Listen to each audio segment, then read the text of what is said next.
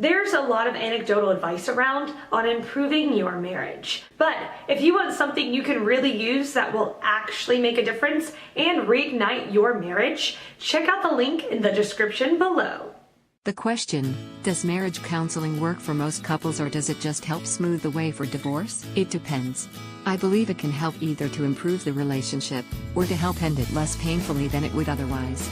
In either case I think it is worth doing, and worth the money, though I admit in my case it was free on the NHS.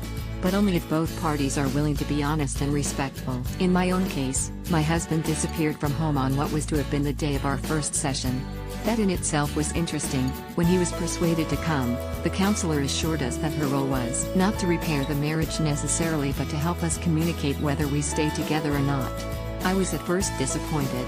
Even though, as it turned out, my ex lied through his teeth for a year of counseling, it was still useful.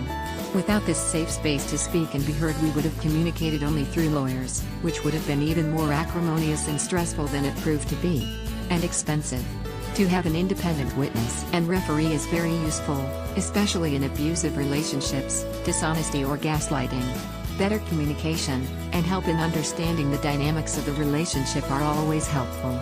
So I think, even if one or both of you definitely wants out, it is a good thing to do.